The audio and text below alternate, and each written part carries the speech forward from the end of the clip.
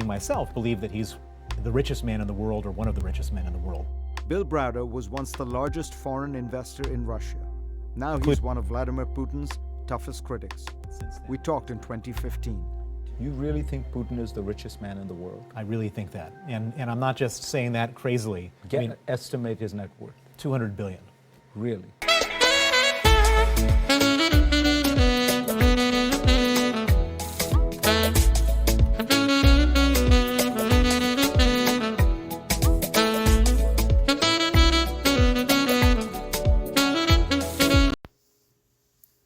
Such are the claims of Bill Browder, a serial tax cheat who joined the financial rapist of the Boris Yeltsin days, who later became known as oligarchs.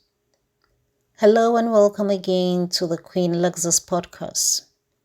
Geographical Queen here with today's episode on how a lie told several times by an international grifter becomes the truth.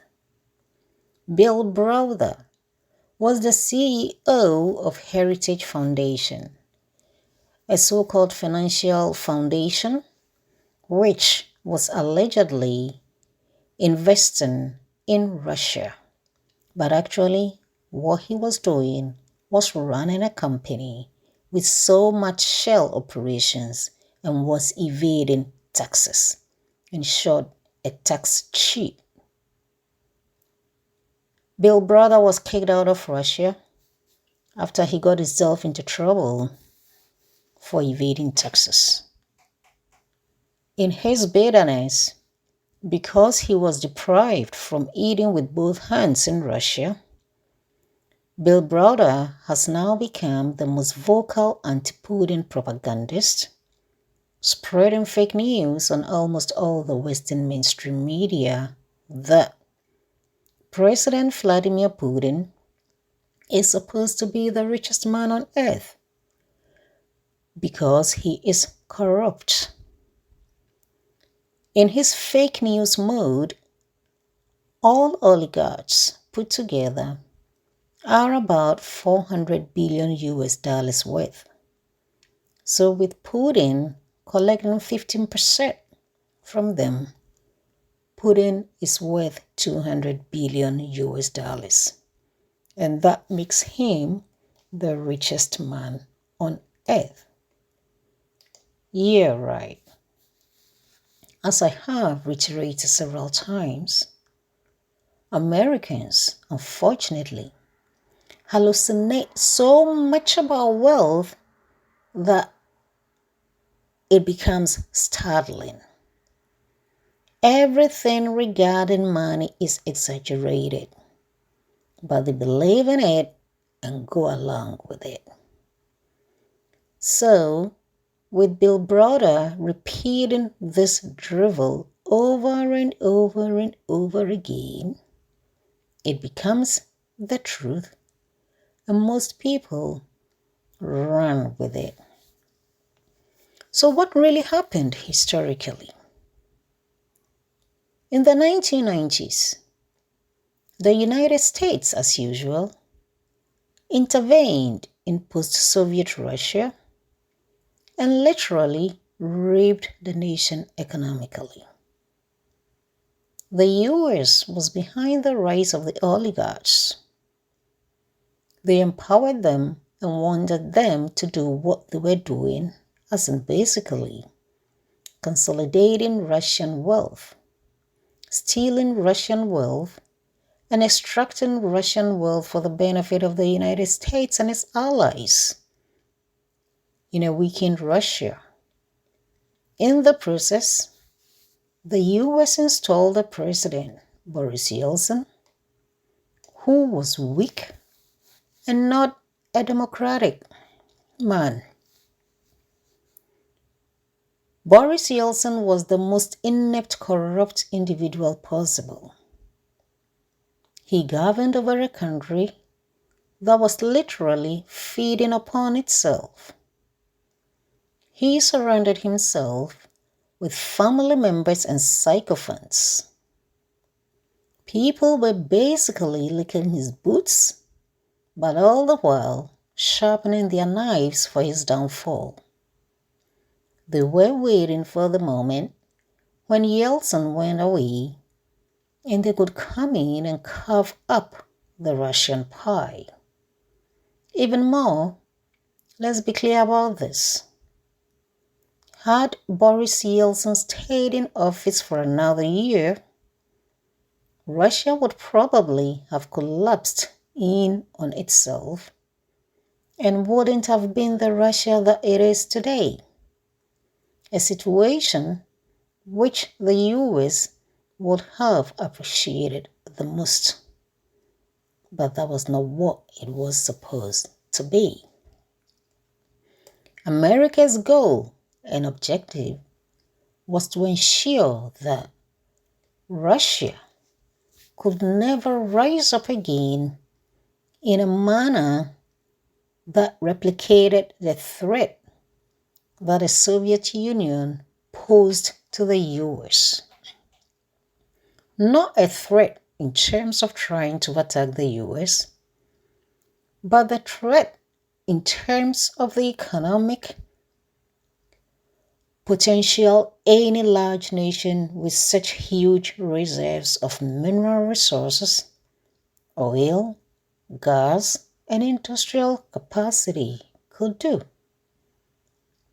So when Boris Yeltsin's health was failing, and he realized that it was over, he looked around himself and saw those who surrounded him.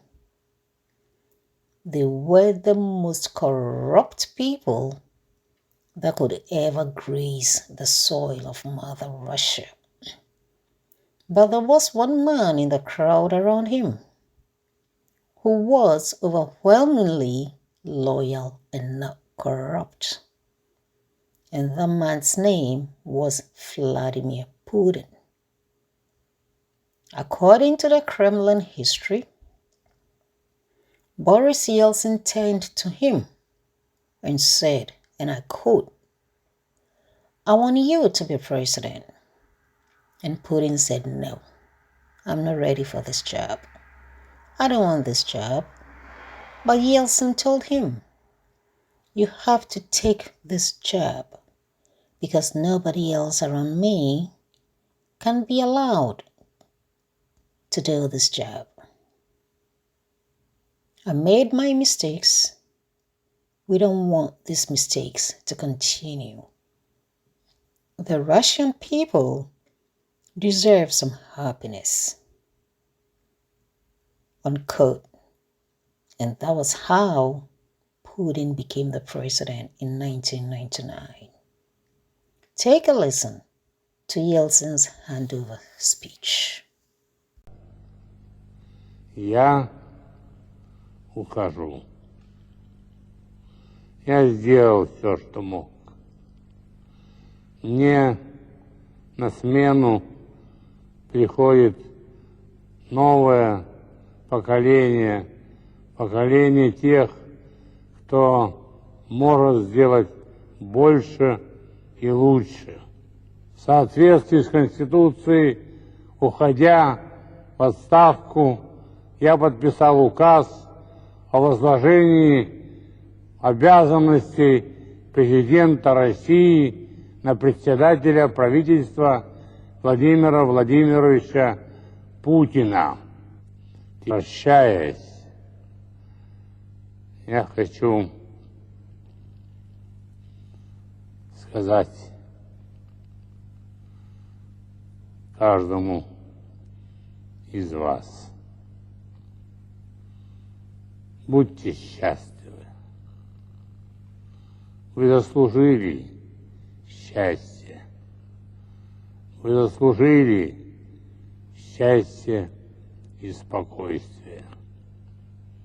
С Новым годом, с Новым веком, дорогие мои.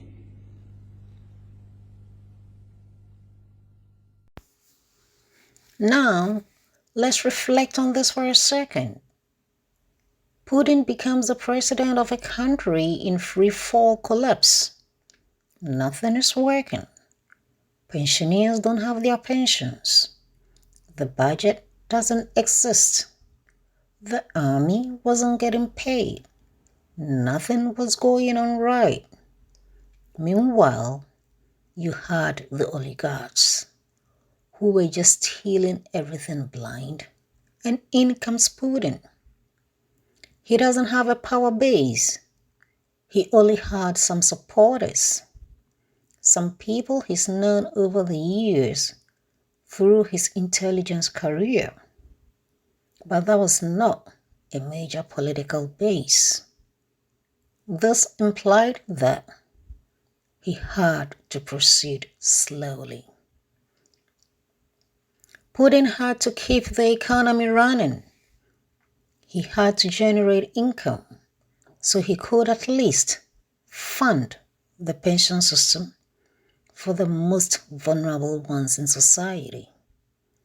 Russia at that time was bankrupt, thanks to Yeltsin accepting the US economic advice of something called privatization, the selling off of state enterprises to private citizens, known as the Great Scheme.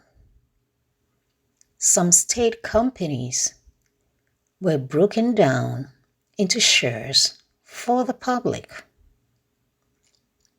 This so-called Great Scheme that gave us shares of national entities to the public, a situation whereby an old lady sitting in her apartment building freezing to death because there is no pension, thus unable to afford anything, which then allowed these oligarchs to come in and buy these shares, but not even paying at the market value.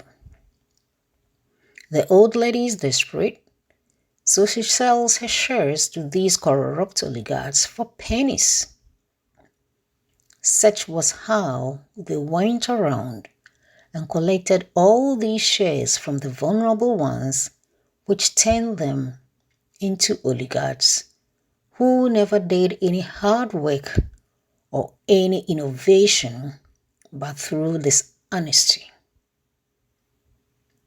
As much as Putin didn't like these oligarchs and wanted them gone, they were the reality at the time. He had to use them to get the economy back. So he sat down with these oligarchs and gave them the raw deal. He made it clear to them that they wouldn't get to continue doing what they were doing, as in stealing money from the state. They could keep their wealth, but going forward, they were going to play by the rules. The way to pay taxes back to Russia, because Russia needed money to pay off pensioners, fund the military, and improve the public infrastructure. In return, the oligarchs were to stay the hell out of his politics. Most of the oligarchs were okay with this arrangement and paid their taxes accordingly. The result of these taxes is the developed Russia we are all seeing today. This is what, in the corrupt mind of the senior tax cheat Bill Browder, is the 50% of all oligarchs are paying to Putin for his personal pockets. Thus, so long as the Russian central bank doesn't belong to Putin, how do taxes from oligarchs become Putin's pocket money, thus making him the richest man on earth? So what do you think? Has Bill Browder repeated a lie 1,000 times, hoping that it becomes the truth, or President Vladimir Putin of Russia is indeed the richest man in the world? Well, kindly leave your comments in the comment section below. And thanks for tuning in. I will be back with the next broadcast. Good day.